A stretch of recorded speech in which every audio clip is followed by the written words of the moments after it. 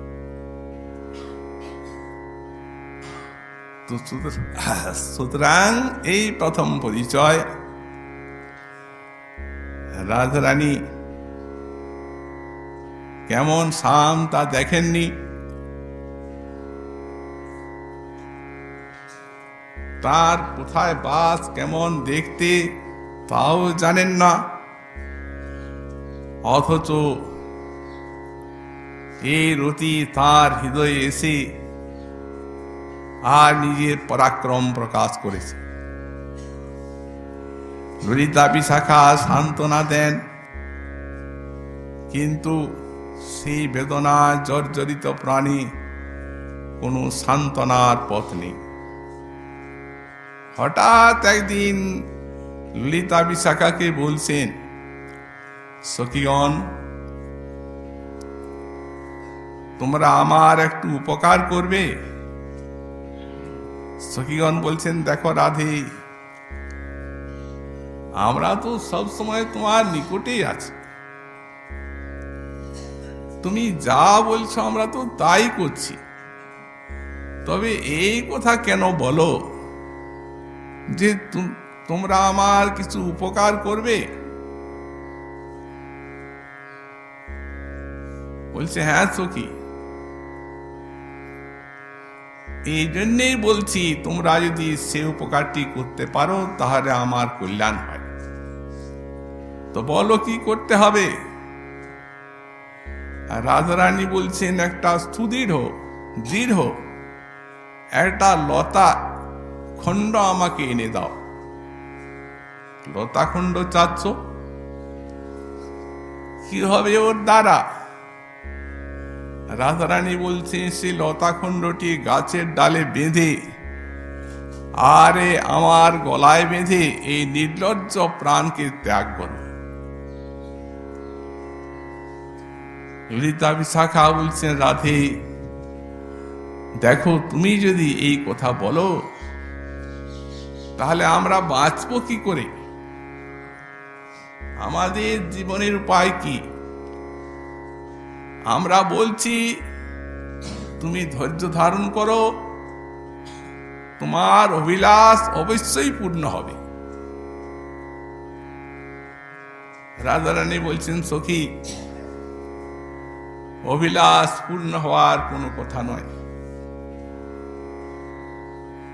আমি এই নির্লজ্জ প্রাণকে রাখবই না। বলো কি হলো? বলছি তো তাকে পাবে। তোমরা জানলে না আমার মনের কথা। সখী, সবই তো তুমি খুলে বলেছ, আবার কি আমাদের না জানা আছে তোমার মনের কথা? বলে, হ্যাঁ সখী, একটা কথা এখনো বলিনি। কি সেই কথা? কেন বলনি সেই কথা? রাধারানী বলছেন, লজ্জা এসে আমার কণ্ঠ রোধ করেছি, তাই ওই কথাটি বলা হয়নি। সখীগণ বলছেন, আমাদের কাছে তোমার আবার লজ্জা? দেখো, তুমি বলো যে তোমরা আমার সখীগণ বহিশ্চর প্রাণ, আমার প্রাণটি যেন বাহিরে এই সখী রূপে তোমরা বিরাজ করছো। সেক্ষেত্রে যখন বাহিরের প্রাণের থেকেও বেশি স্নেহ করো, তখন আবার লজ্জা কিসের? বলো কি কথা? বললেন, শোনো সখীগণ,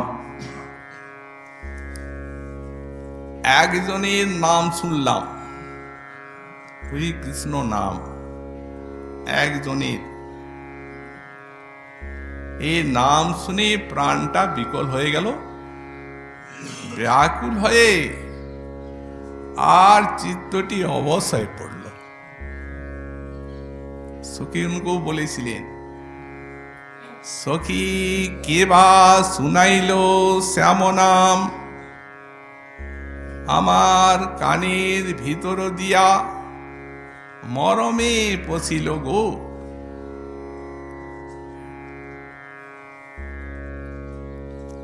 আকুল করিল মোর প্রাণ, না জানি কতেক সুধা ওই সাম নামে আছে গো, বদন ছাড়িতে নাহি পারে, জপিতে জপিতে নাম আমায় অবশ করিল গো, বল কেমনে বা পাশরিব তারে, পাশরিব করি মনে পাশরানা যায় গো, বল কি করিব কি হবে উপায়। রাধারানীও বলেছিলেন, সখীগণ জানে, বললেন তা তো আমরা জানি, তবে আর নতুন কি আছে, কোনটি জানি না, আগে শোনো যা আমি বলছি। একজনের নাম শুনে তাতে আমার চিত্তটা লেগে গেল, ব্যাকুল হয়ে পড়ল, শরীর মন অবশ হল। আর একজনের বাঁশি শুনলাম, যেদিন বাঁশি শুনলাম সেই দিনে পাগলিনী হয়ে গেলাম। বড়াইয়ের কাছে বলেছিলেন, বড়াই কেনা বাঁশি বায়ে বড়াই কালিনী নই কুলে, কেনা বাঁশি বায়ে বড়াই এ গোঠো গোকুলে, কেনা বাঁশি বাই সেনা কোন জনা, দাসী হইয়া তার পায়ে নিচিব আপনা, দাসী হয়ে তার চরণে প্রাণটা সঁপে দেব। সৈগণ বললেন, তাও তো জানি, সে কোথাও তো শুনেছি, আরো আছে, সেটা তো তোমরাই জানো। যেদিন বিশাখা চিত্রপট দেখালো, সেদিন সেই চিত্রপট দেখে চিত্রপটের আর একটি যুবা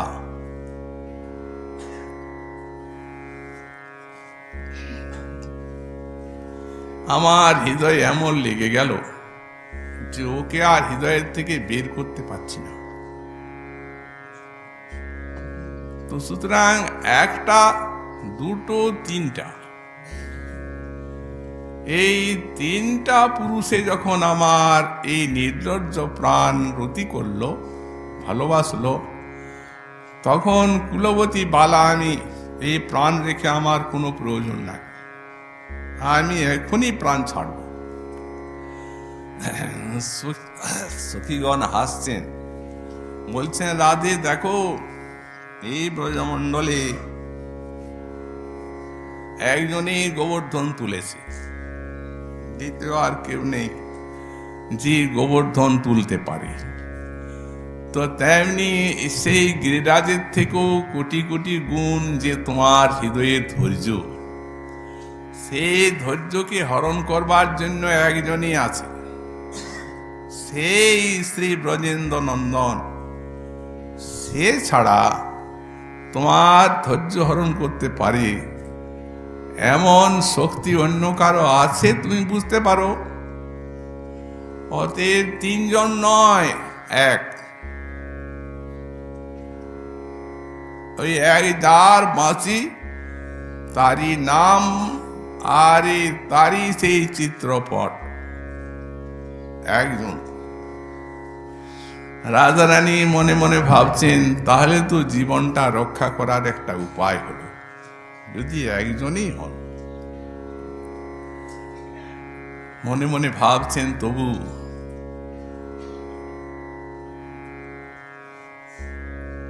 কুলবালা আমি,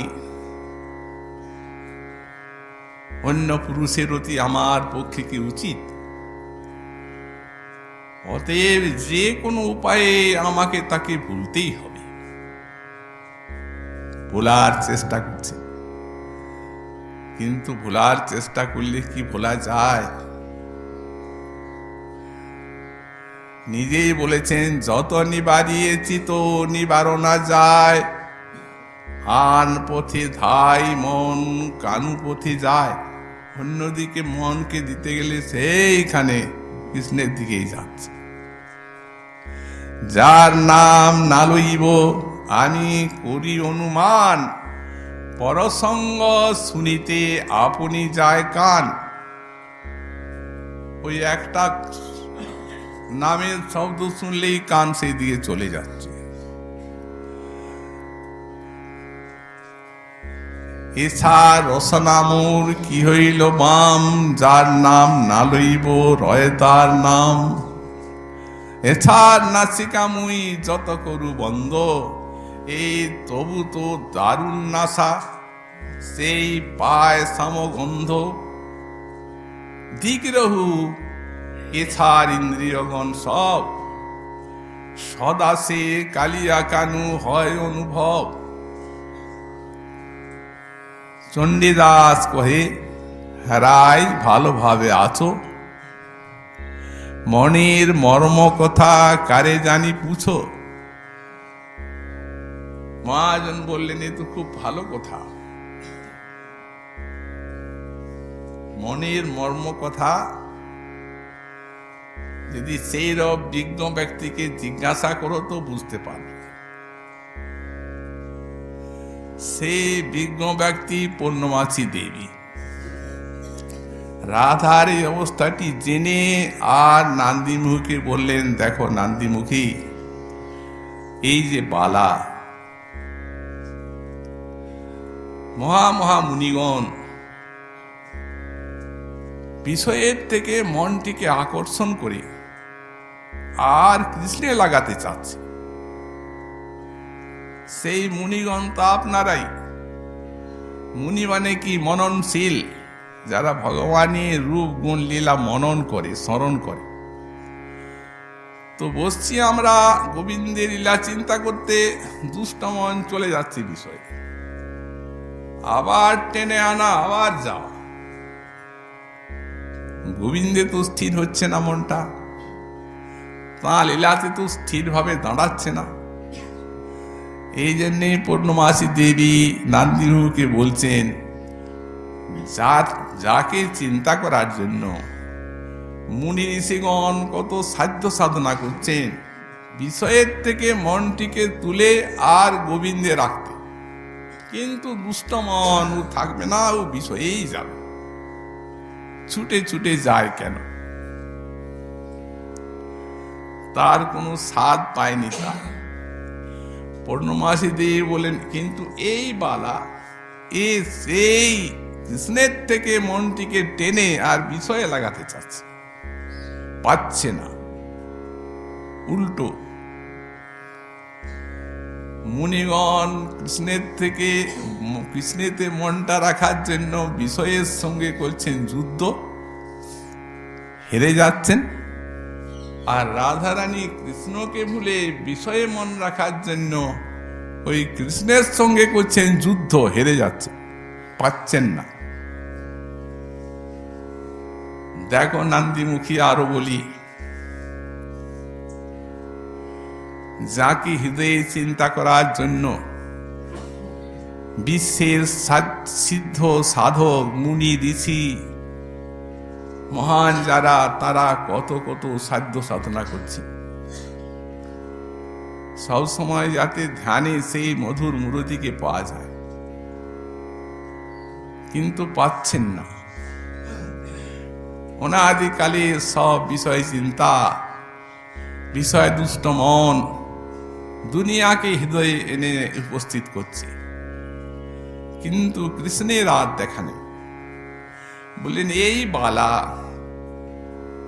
সেই কৃষ্ণের থেকে, কৃষ্ণকে হৃদয়ের থেকে বের করে আর বিষয়কে হৃদয়ে আনতে চাচ্ছে, কিন্তু পাচ্ছে না, অসমর্থ। তখন নান্দিমুখী বলছেন, দেবী, এই যে গাঢ় অনুরাগের বিবর্ত যা আপনি বলছেন, এটা আমি বুঝতে পারছি না, এ আমার ধারণার অতীত। তখন পূর্ণমাসী দেবী এই শ্লোকটি বলেছেন সেই জায়গায়। বললেন, যা বলেছ তুমি তাই ঠিক। দেখো, এই কৃষ্ণ বিষয়ক প্রেমটি এই প্রকার যে এর যে পীড়াভীর নবকাল কূটকটুতা গর্বস্য নির্বাসন, এর যে যখন কৃষ্ণ বিরহ পীড়া, সে সময় তা এত জ্বালা, এত তীব্রতা, এত কটু, যে ওই সর্প শাবক সেগুলি দংশন করলে যেমন বিষের লহরী, বয়স্ক সর্পগুলি কাটলে অতটা বিষের জ্বালা হয় না, কিন্তু সর্প শাবকের জ্বালা লহরী খুব তীব্র, তাকে নবকালকূট বলা হয়। তো যখন জ্বালাটি হয় তখন নবকালকূটের জ্বালাকেও তিরস্কার করে, নির্বাসন করে, নির্বাচিত করে। আর যখন কৃষ্ণ মিলনানন্দ, তখন বলছেন যে অমৃতের যে মাধুর্য আছে, সে অমৃতের মাধুর্যের একটা গর্ব আছে, সে গর্বটাকে পরাভূত করে দেয়। কোটি কোটি অমৃত অপেক্ষাও স্বাদ, কোটি কোটি বিষ জ্বালা অপেক্ষাও তীব্র, আর কোটি কোটি অমৃত অপেক্ষাও স্বাদু এই শ্রীকৃষ্ণ প্রেমের আস্বাদ মাধুরী। তাহলে কে আস্বাদন বলবেন না জ্বালা বলবেন? বললেন দুইটা একসঙ্গে মেশানো। এই জন্যই বললেন বিষামৃতে একত্র মিলন। জগতে দুঃখ সুখের সঙ্গে যৌগপদ্য হয় না। যেখানে দুঃখ থাকে সেখানে সুখ থাকে না, আর যেখানে সুখ সেখানে দুঃখ নেই। দুটো বিপরীত, তিন রাতের মতো। কিন্তু কৃষ্ণ প্রেমে এটি অতীব বিলক্ষণ ব্যাপার, দুটিতে মেশানো আছে। বহির্বিশ্ব জ্বালা হয়, অন্তর আনন্দময় কৃষ্ণ প্রেমার অদ্ভুত চরিত। বিরোহী বাহিরে বিষ জ্বালা অতি তীব্র, কিন্তু সেই জ্বালাটি আছে প্রেম পরিপাকত স্যাৎ। প্রেমের পরিপাকে সেই জ্বালাটি আসে। তো প্রেম তো লাদনী শক্তির বৃত্তি,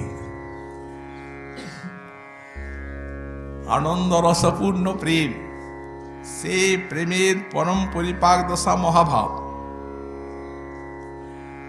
সেই মহাভাবে আসে, সেই মহাভাবের থেকে এই বিরহ জাগে। তবে সেই মহাভাব রয়েছে এর ভিত্তিতে, তার থেকে উঠছে এই জ্বালাটা। এই জন্য এটি মহানন্দের সাম্রাজ্যের উপরে পুনঃ পুনঃ নৃত্য করে থাকে এই জ্বালা। এই জ্বালাটা রস। আর জ্বালাই যদি হয় তাহলে তো কৃষ্ণ প্রেমের কোনো পুরুষার্থতা থাকেই না, কারণ আনন্দ বা রসই তো পুরুষার্থ। এই জন্যে বলেন এই জ্বালার স্বরূপটা আলাদা। এটি হচ্ছে রস দিয়ে গড়াই জ্বালা। এ ব্যাখ্যা করবারও জিনিস নয়, আর কাউকে বলে বোঝানো যায় না। এই জন্য বললেন গায়ন্তে স্ফুটমস্য বক্র মধুরাস তেনৈব বিক্রান্তয়।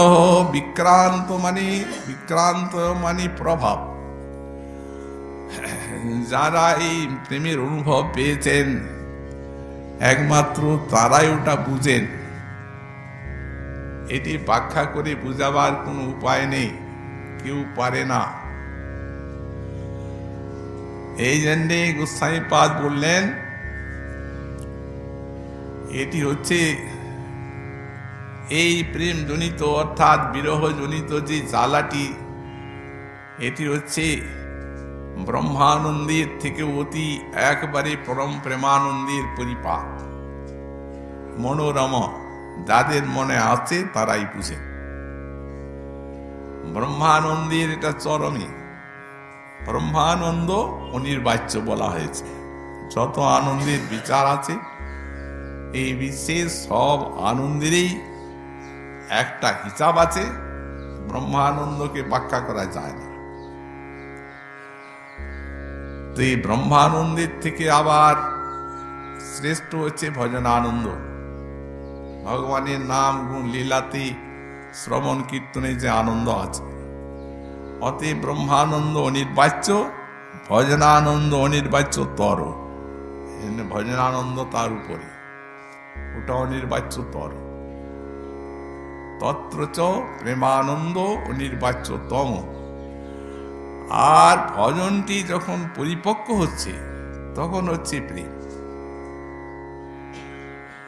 তো সাধক দশায় বা ভজন দশায় যেখানে আস্বাদনটা তরল থাকে, যখন প্রেম এসে যায় তখন আস্বাদনটা অতিশয় সান্দ্র হয়ে যায়, গাঢ়। অতএব প্রেমানন্দ এটি হচ্ছে অনির্বাচ্য তর।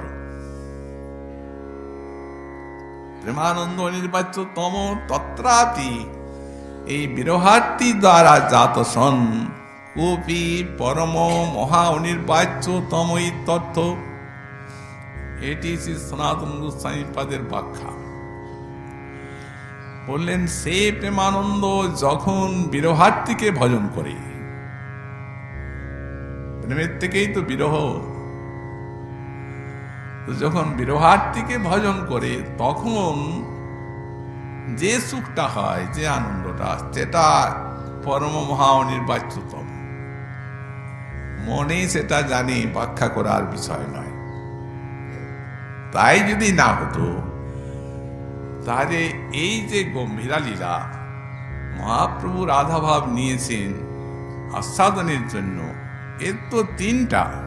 একটা কৈছন রাধা প্রেমা, আর কৈছন মোর মধুরিমা, আর কৈছন ভাবিতিহ ভূর। এই তিনটাতে তো লোক। আমার আস্বাদনে রাধার কি জাতীয় সুখ হয়, মোরে আস্বাদিয়া রাধা পায় যে জাতীয় সুখ, তাহা আস্বাদিতে আমি সদাই উন্মুখ। এই তো একটা বাঞ্ছা। তদের সুখ যখন, তখন এই কাঁদবেন কেন, বিরহকে অবলম্বন করবেন কেন? বলি বিরহটা, বিরহজনিত যে আনন্দ ভিতরে, সেটা মহা আনন্দী সাম্রাজ্যের উপরে সহর্ষে নৃত্য করে থাকে। অনুভবী ব্যতীত এই কেউ বুঝতে পারবেন না, পারেন না। ব্যাখ্যা জিনিস নয়, এটা সাধারণ কথা। কৃষ্ণ বলে একজন কাঁদছেন, আগে কৃষ্ণকে ভালোবেসেছেন, প্রেম হয়েছে বলেই তো কাঁদছেন। আর তা না হলে কি সংসার নিয়ে কাঁদা যায়, কৃষ্ণকে নিয়ে কাঁদা যায়? তিনি জানেন কৃষ্ণ বলে কাঁদায় কি আনন্দ বা রস আছে। এই জগতে এর দৃষ্টান্ত নাই। তবে হ্যাঁ, তথাপি সাধারণ আমাদেরকে বুঝাবার জন্য গোস্বামীপাদ বৃহৎ ভাগবতামৃতে একটা দৃষ্টান্ত দিয়েছে। বলেন, মনে করুন অগ্নি আছে, আগুন, তার প্রতিযোগী আছে হিম। তাহলে অগ্নিটি হচ্ছে গরম আর বরফটি হচ্ছে ঠান্ডা। এই তো অগ্নিটিও গরমের চরম আর বরফটিও ঠান্ডার চরম, এটা তো সকলেই জানেন। এবং দুইটি প্রতিযোগী, যেখানে গরম সেখানে ঠান্ডা নাই, আর যেখানে ঠান্ডা সেখানে গরম নাই। দুইটার প্রতিযোগী। কিন্তু দেখবেন যে যখন এই শীতকালে পায়ে হাতে যদি সেই বরফের টুকরো লাগে, তখন আপনাকে ঠান্ডা লাগে না গরম লাগে? তখন যেন হাত পাগুলো পুড়ছে এরকম মনে হয়। যেমন আগুনে হাত পাগুলা পুড়ে যাচ্ছে এইরকম মনে হয়। সবাই জানেন এটা। যদি আপনি না জানেন, তো এই শীতকাল বরফকে ছুঁয়ে সকালবেলা দেখবেন কেমন লাগবে, যেমন ঠিক হাত পাগুলো পুড়ে যাচ্ছে। তো পুড়ে তো আগুনে, হিম তো তার বিপরীত, ওটাতে পুড়বে কেন? তবে জ্বালার অনুভব কি করে আসছে? যেন অতিশয় ঠান্ডাটা জ্বালার অনুভূতি জাগাচ্ছে, তেমনি চরম পরিপাক দশা প্রেম রসের আস্বাদ এই বাহিরে হা কৃষ্ণ বলে জ্বালাটা জাগায়। এখন বুঝাবেনি কে, আর বুঝবেই বা এই অবস্থাটা কি? এই জন্য এখানে যে বলা হয়েছে পূর্ণমাসী দেবী তিনি নান্দিমুখীকে বলছেন তুমি ঠিকই বলছো। নান্দিমুখী যখন বললেন যে আপনি যে ব্যাখ্যা করছেন কৃষ্ণ প্রেমের, এ আমার মাথায় ঢুকছে না, তখন উনি বললেন তোমার মাথায় ঢুকবে না, কারোই মাথায় ঢুকবে না এটা। যদি কেউ এটা মাথায় ঢুকাতে চান তাহলে তাকে এই গোপী ভাব অঙ্গীকার করে আর এই গোপী আনুগত্যে ভজন করতে হবে, তবে এটা মাথায় ঢুকবে। ভজন করতে করতে করতে করতে যখন প্রেম আসবে তখন এই বস্তুটি বোঝা যাবে, তার আগে এ বস্তু বোঝার কোনো উপায় নেই। নান্দিমুখী পার্শ্বদ, বিদ্যা একদম চরম, তেমনি প্রেম সবই আছে, কিন্তু গোপী ভাব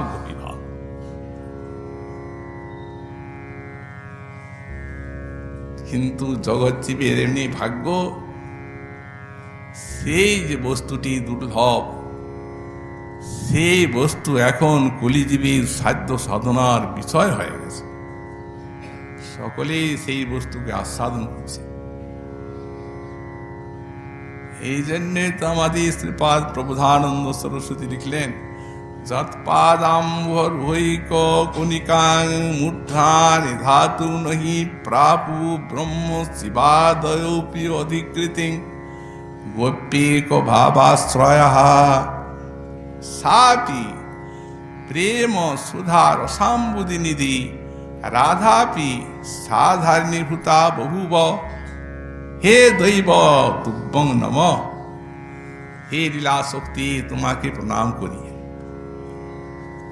এই লীলা শক্তিটি মহাপ্রভু লীলা শক্তি, তাকেই প্রণাম করা হচ্ছে। হে দৈব তোমায় প্রণাম করি, কি আশ্চর্য তোমার প্রভাব। যে রাধারানীর চরণরেণু কণিকা মূর্ধনা নিধাতু নহি প্রাপু ব্রহ্মা শিবাদয়োপি অধিকৃতিং, ব্রহ্মা মহাদেব এরা মহা অধিকারী পার্শ্বদ, নিত্য পার্শ্বদ, কিন্তু রাধারানীর চরণ রেণু মাথায় নিতে পেরেছেন কি? উদ্ধবের মতো মনীষী সান্নিধ্য লাভ করলেন, পাগল হয়ে গেলেন, 10 মাস এখানে বাস করলেন, যাবার প্রাক্কালে কোন এক গোপবালার একটা চরণ রেণু মাথায় নেওয়ার জন্য তৃণ গুল্ম হয়ে জন্মাবার প্রার্থনা করলেন এই ব্রজের মাটিতে। যদি এরূপ দুর্লভই না হতো বস্তুটা, তবে সেই রকম সম্বিতের মূর্তি সাক্ষাৎ শ্রীকৃষ্ণ যাকে তার থেকে তার মতো সমান বলেছে, আমাতে আর উদ্ধবে কোনো ভেদ নাই। তো সুতরাং তিনি এইরূপ প্রার্থনা করবেন কেন, যদি বস্তুটি এত গরিয়ান না হতো? কিন্তু সরস্বতী পাদ বলছেন গোপ্যেক ভাবাশ্রয়, একমাত্র গোপী ভাবের আশ্রয় যারা গ্রহণ করেছেন, বললেন তাদের পক্ষে কিন্তু সেই বস্তুটি সাধারণীভূতা বহুব, ভজন সাধনের বিষয়বস্তু হয়ে গেছে সবার। এমনি এই মহাপ্রভু লীলা শক্তি নিজে আস্বাদন করে আর বিশ্বজীব জগৎকে এইটি দিয়ে দিয়েছে। আস্বাদন মাধুরী বুঝে সেই গোপী ভাবের পরাকাষ্ঠা চরম শীর্ষদশায় আছে যে রাধারানীর দাস্যভাব মঞ্জরি ভাব সাধনা, সেটি গৌড়ীয় বৈষ্ণবের নিজস্ব সম্পদ হয়ে গেছে। এই জন্যই সেই লীলা শক্তিকে স্তুতি করছেন মহাজন, হে দৈবতুভ্যং নম। এটা আর কোনো কালে হয় না এবং হবেও না।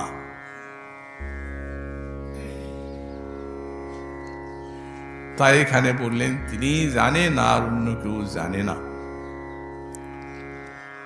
আজকে আমাদের শ্রী শ্রী নিত্যানন্দ আত্মজ শ্রী শ্রী বীরচন্দ্র ঠাকুর সাক্ষাৎ অভিন্ন সৃষ্টি গৌরচন্দ্র, তাঁর শুভ আবির্ভাব তিথি।